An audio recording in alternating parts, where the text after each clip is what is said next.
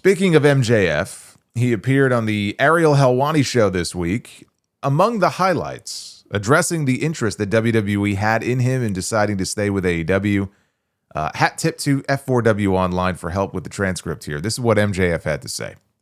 Was it tough, talking about turning down a potential WWE offer? No. You have to know your worth, and I know my worth, and my worth was built because of the legacy that I'm building in AEW. There is something very enchanting to me, no matter how much money did or does or will get thrown at me. And trust me, it was a lot, hypothetically. It was a fucking lot, hypothetically. It doesn't matter because I care about my legacy more than anything. The idea of going down as the greatest of all time is really important to me. And I also think that there's something very special about being able to say that without ever having worked there.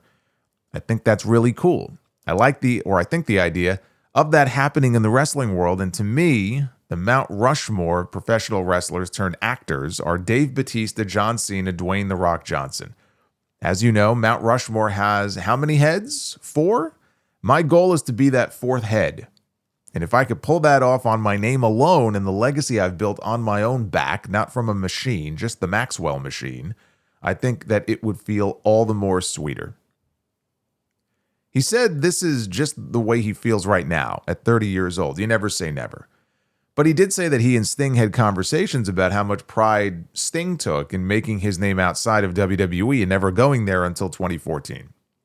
The only problem with that is that he did eventually decide to go there. And by the time he did, we never got any of the dream matches that most fans wanted to see because he was too old. And so many of those other guys had either retired or the matches just never got made. Right? That and Sting got hurt. Sting spent so many years telling anybody who would listen that he wanted to wrestle The Undertaker. He badly wanted that match. Had he gotten there even 5 years earlier, we would have gotten Sting against The Undertaker. So honestly, he's as much to blame for that not happening as anybody, as any other individual person, if we're being perfectly honest. But I mean, to the point that MJF was making about how he wants to, in an ideal situation, he would love to go down as the GOAT or one of the GOATs without having ever worked in WWE. And there are people that are going to hear that and go, well, that's just not possible. Right? That's impossible, which of course is just a nonsensical thing to say. There are plenty of wrestlers, especially if you look at wrestlers from Mexico and wrestlers from Japan, that are living legends, and others who are no longer living, but they are legends, who never worked for WWE, right? Who never worked for one of the top promotions here in the U.S., who were considered among the greatest of all time. The greatest of all time, Mount Rushmore, all that is a very subjective thing. There is no one definitive answer as to who is the GOAT or who belongs on Mount Rushmore, right? Everyone's opinion is going to be different. If MJF never wants to work for WWE and he wants to continue wrestling for AEW for another 10 or 15 years and then call it quits, if he could stay healthy, there's no reason to think that he will not go down as one of the all-time greats. Is he going to be on Mount Rushmore? Maybe not. Maybe not. But can he find success and make a great living and make millions of dollars and win world championships and wrestle big names and have great matches without ever going to WWE? The answer is yes. Of course he can. So I don't agree with that opinion that, well, if that's his goal, the only way for him to achieve that is to have a WrestleMania match or to go to WWE. No, not necessarily. That might be true of some people, but I think in the case of him, he's just so good at what he does. If this is, the only place where he ever wrestles, plus whatever indies and other promotions he may pop up in, he can have himself a Hall of Fame worthy career without ever setting foot in a WWE ring, without ever acknowledging Roman Reigns, without ever stepping back inside with CM Punk or wrestling Seth Rollins or Cody Rhodes again or anything like that, which is something I would love to see. But if it doesn't happen, then it doesn't really, it's not like a negative blight on his legacy. It'll be a what if. What would have happened if he would have gone to WWE? How badly would they have neutered him? Would a slightly more PG version of MJF go over well in WWE? The answer is yes. There's not a doubt in my mind. But it'll be one of those what if questions. Like the same with Sting. What if Sting had gone there when he was Surfer Sting? What if Crow Sting in the days of the late 90s, early 2000s had gone to WWF and worked with Stone Cold and worked with The Rock and worked with The Undertaker and all those people, right? What if? What if? But ain't nobody looking at Sting's career and saying that this man is not one of the all-time greats. Where you slot him on the list, what number you rank him is up to you. And I don't hear his name come up when it comes to like Mount Rushmore or anything like that, because he just wasn't as important as someone like Hogan. He wasn't as important as someone like Austin. That's a very elite group. So you don't hear his name mentioned in like the Mount Rushmore conversation as much. But he's absolutely on a lot of greatest of all time lists. He didn't go there until 2014. He was already an old man by that point. You're going to tell me his career didn't really amount to anything because he never went to go work in New York? It's a ridiculous thing to even say. Now, he also singled out Malakai Black as the biggest offender of those who used AEW in his eyes as a stepping stone just to go back to WWE. Ariel was pushing him to name names, and Black is the one that he singled out, and this is what he said. I think it's pretty obvious it's Malakai Black. I don't know the guy on a personal level. Do I think he's a bad guy? No. Do I think he was a mark for wanting to have his mania moment? Yeah. And there were a couple of guys like that, and they got weeded out. Then they went over there, and some found out the grass isn't greener. And some of them did. For them, the grass was greener. But I would say a majority that were like, I'm going to use AEW to go back to WWE. I think you're going to see a lot of those guys ask for a 50% pay cut from the office or just get released. It's unfortunate because if you show up to our company and work hard, there's really no need to burn bridges. I'm not shitting on him. I'm just simply telling you what I was told by a majority of the locker room about this specific individual. So as a team captain and a leader and someone that has been a part of this company since day one, I don't want to deal with guys that don't want to be team players. Fuck off, go elsewhere, or fucking prove me wrong. I would love to be proven wrong. The thing about him in these interviews is he's not afraid to mince words, which is nice. It's kind of refreshing. There's other people in this case who wouldn't want to name names, and they would be very vague, which I could understand, right? You want to be professional. You don't want to hurt anybody's feelings. Maybe this person does come back to AEW. You want to be able to work with them and make money with them. And MJF in this case is like, fuck it, I don't give a shit. Malakai Black. Yeah, he's the biggest offender. You know, my thought is this when it comes to Aleister Black. In Black and Gold, okay, and then also the main roster under Vince McMahon.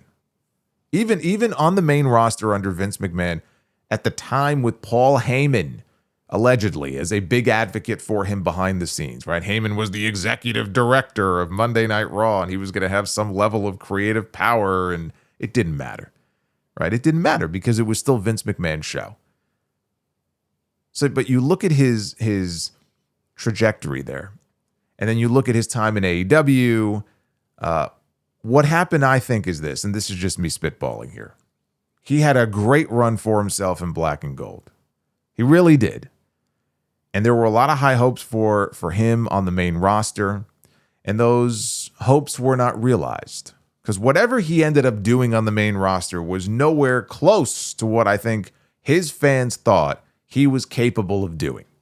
And so he wasn't given the opportunity, or he just didn't get over enough. I think he came up at a time, what was it, 2019, right? So there were fans. But then COVID, and I remember him, Heyman, when did Heyman ascend to that position on Raw? Was it 2019? I think it was 2019. So fans were still in the buildings, but the bottom line is he just never reached that peak that people thought he would. So he went to AEW, and you look at the beginning of that run, right out of the gate, the stuff with Cody, and it's like, okay, this is going to be a big fumble by WWE. Look at what they're already doing with this guy. And then the shit that went down with Vince went down, and Triple H all of a sudden ended up with the book on the main roster. He ascended to power on Raw and SmackDown, creatively. And I'm sure that Black saw that, and he sees this guy, right? Someone who got him. Triple H got him. He understood the character.